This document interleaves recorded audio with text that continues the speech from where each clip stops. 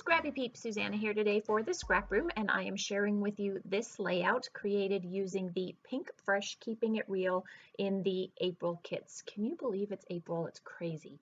So with this kit, you are going to get 2 sheets of white cardstock as well as 3 sheets of pattern paper. Can you believe white cardstock, and I am not using that as a background? That is a rare occurrence for me. So I'm actually going to use this striped piece as the background. My intent had been that white cardstock that came with the kit, that I would use it as sort of a border on that right hand side just to break up the linearness of those stripes, but it changed my mind. And I happened to have found, as I was digging through my stash, these I used a metal die and created these rectangles, and so they have a stitched, an X stitched, almost like a cross stitch edge on them, and I thought that they would break up the linearness nicely and create a diagonal line across the layout. And so my idea is that I'm going to use 3 of them to create that movement. I want to frame this photo, and so I'm going to mat it with this lighter teal and then put some of the yellow behind it. And being Suzanna, as Suzanna is, I have to investigate what is behind there, because anything that is double-sided just really throws me for a loop, and I always want both sides. So there, as I'm applying the adhesive, I'm like, ooh, I really like that circle. It's almost full and I can use it, so I'm going to save it for a rainy day. The funny thing is that I very rarely end up using these things, but you know, just in case, you never know. I've got it. So now I'm going to add this shot of yellow. So my color palette for this layout is basically the colors that are in the stripe here. So anything that is pink, teal, I'm going to go with salmony, that salmony color, or the yellow I am going to use. So again, I really love these icons, despite the fact that I have a whole page of it. I have to have these because, you know, you never know when you might need to fussy cut it out. So there's that cascading effect, starting with the big photo and then moving down to what will be the title and the journal spot. That's the plan anyway. And of course, things, you know, things change, and that's fine. I'm flexible with that. I really like that stitched card just poking out of the side of the yellow there, sort of breaking up the harshness of, it's not harsh, but breaking up the contrast of that yellow up there. So here's a little butterfly that was on the B side of that yellow, or that's, the yellow is probably the B side, that was the A side of that yellow, and I'm going to fussy cut that for a little bit more embellishment. So you'll see up the top of my screen there, or your screen, I have already run cardstock through my manual die cut machine and created some vellum butterflies. Those are actually digital die cuts from Pear Tree Cut Files, and these flowers that I've run through the manual die cut machine. I was watching TV with my son one night, and it's just mindless kind of running it through and then piecing them together. So originally I have these larger flowers that I want to use, but I wanted the emphasis to be on the PinkFresh Studio stuff that's in the kit, and so they're also kind of eyesores on there. They look like, they don't look like flowers to me, as big as they are with the number of layers that they have, so I will change my mind with that. I'm going to put the 3 butterflies just as they are.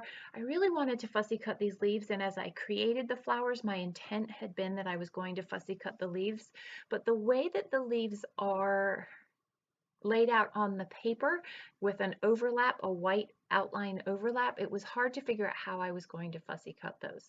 So I am thinking of how I'm going to negotiate that.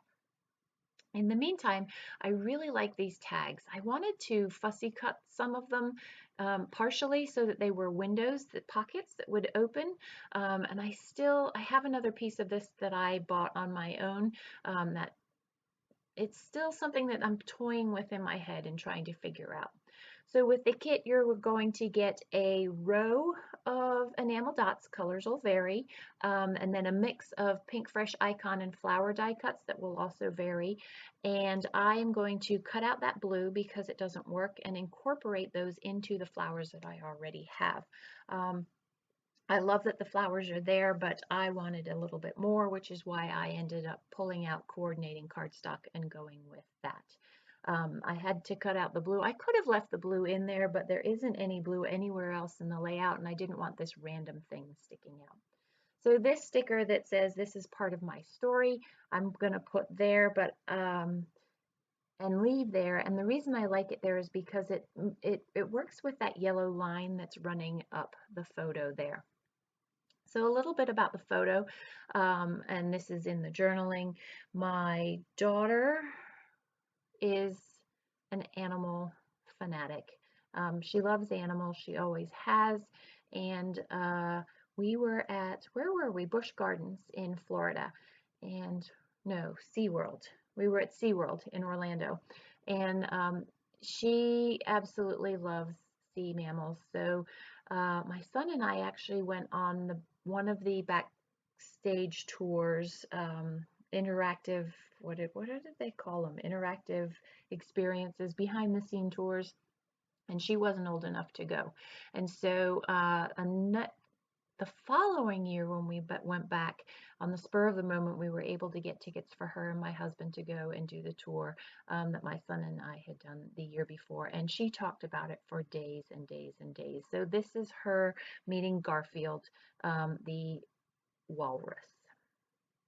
So my idea to fuzzy cut those leaves just wasn't going to work, so I used one of the Tealy Aqua papers and a die to create some leaves to go with this. And so I am trying to get both that light teal and that dark teal in order to create some, just really get the texture and the depth of the greenery beside the flowers there.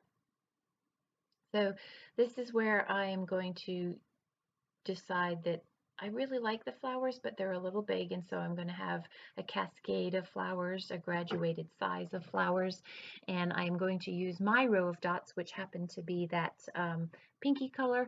I'm going to use those. It's actually more of the salmon color than the pink. I'm going to use those as the center of my flowers. And I really like that because it adds that layer and that texture.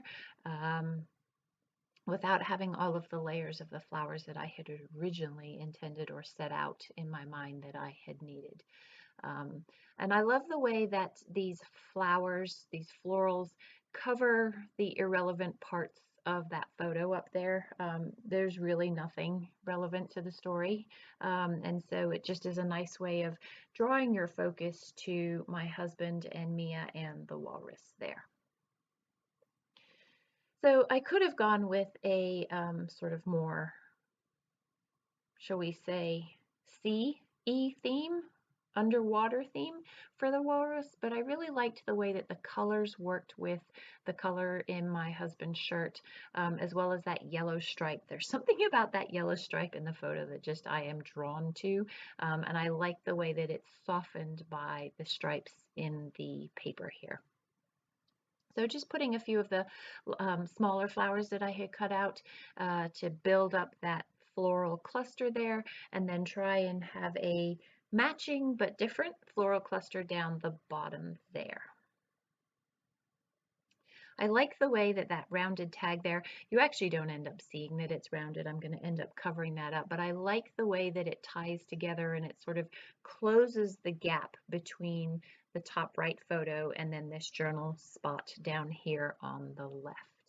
So because I have this running on a diagonal, I do not actually have a trio of embellishment clusters, but I do have a trio of butterflies that creates that visual triangle and moves your eye across the page. Not that you really need your eye moved across the page because there's two very distinct areas, and there's also really a lot of movement and texture on the page with the movement of those horizontal lines there. I really like the way that that tag, that big mood, describes how she felt. She was so pleased with herself to be old enough finally to be able to do this, but I also like the way that it brings that dominant aqua that's in the top of the page in those stripes down to the bottom and unites the top of the page with the bottom of the page there. So these butterflies, the digital cut file, I think you get something like 3, 6, 9, 12 butterflies, different shapes, and I just backed them with vellum. I thought they would be cool if you were to leave the inside at the body of that outline and then be able to pop them and fold them up and have multi-dimensional butterflies. I will do that at some point, but I really wanted the vellum here so that they were see-through. They were elements, but they were see-through. So I like this tag here because it goes with that horizontal element and sort of sticks within that same color palette, but creates some visual interest on the background there. I've split that label. It's on the right-hand side of the photo, and I will use the left-hand side of it at the bottom left too. And again, an element that is going to unite both of the divided sides of the layout there. So also you will get 1/6 of the puffy phrases, and I'm going to use right now. I was going to use the other one. I can't remember what it was. Both of them would have worked, but it would have been too much verbiage on the page. And again, it closes that gap between the two nicely. It's distinct, but it is an element that unites them. And there's the other part of that label that I'm going to use. So again, this is a layout that I created using my ScrapRoom kit for the ScrapRoom. It is a subscription, but you do not have to subscribe. You can just do a one-off if you want to. If you have any questions about that, please don't hesitate to leave them in the box down below. Thanks for stopping in today. I hope you're doing well. Come back again soon. Take care.